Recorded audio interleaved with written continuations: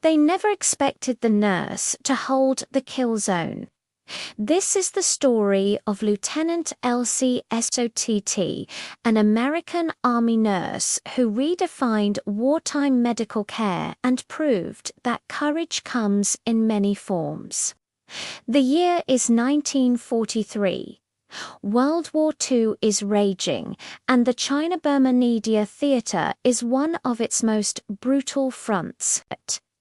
Soldiers are fighting not just the enemy, but also dense jungles, extreme weather, and rampant disease. For the wounded, getting back to safety was a nightmare. The journey from the front lines in India back to the United States could take months by ship or train, a grueling ordeal that many didn't survive.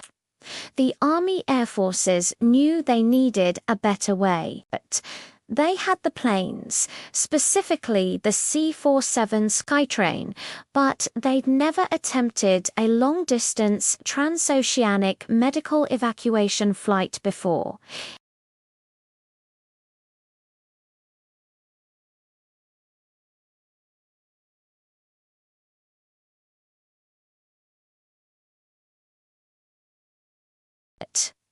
How do you manage pain, infection, and psychological distress thousands of feet in the air for days on end?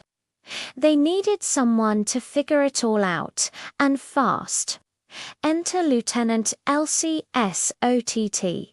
She wasn't a seasoned flight nurse. In fact, she had never even been on an airplane before in her life.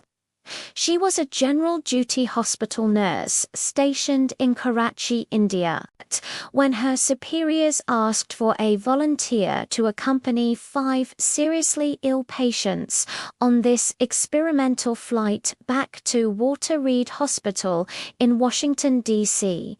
Elsie didn't hesitate. She was given less than 24 hours to prepare. There were no protocols, no guidelines, no specialized equipment. She had to improvise. Using her knowledge and intuition, she gathered what she could: blankets, pillows, first aid kits, and basic medications. She knew the patients would be cold at altitude and would need comfort on the long journey. On January 17, 1943, Elsie and her 5 patients boarded the C-47. The flight was not a direct trip. It was a grueling, island-hopping journey that would span over 11,000 miles and take more than a week. They made stops across the Middle East, Africa, and then crossed the Atlantic Ocean. Throughout the flight, Elsie was a one-woman medical team. She monitored her patients' vital signs, administered medications, changed dressings, and provided constant reassurance. One patient had tuberculosis, another was paralyzed, others suffered from severe arthritis and glaucoma. The unpressurized cabin of the C-47 meant dealing with fluctuating oxygen levels and temperatures. Elsie had to manage everything from feeding her patients to helping them with basic needs, all while battling her own airsickness. Despite the incredible challenges and the sheer unknown, Elsie's dedication never wavered. She meticulously documented everything: the patient's reactions to altitude, the supplies she wished she had, and suggestions for improving the process. She noted the need for more oxygen, better wound dressings, and even small comforts like coffee and playing cards to boost morale. Her detailed report became the foundational document for the entire U.S. Army Air Force's air evacuation program. When the plane finally landed at Bowling Field in Washington, D.C., all 5 patients were alive and in stable condition.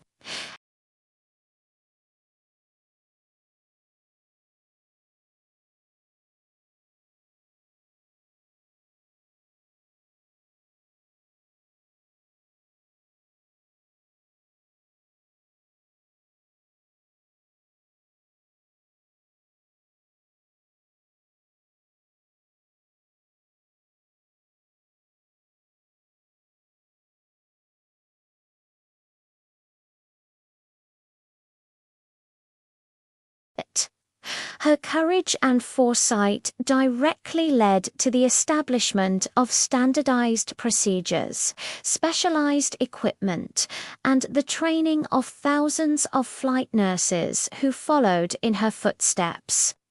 Her work saved countless lives during the remainder of World War II and continues to influence modern aeromedical evacuation practices to this day.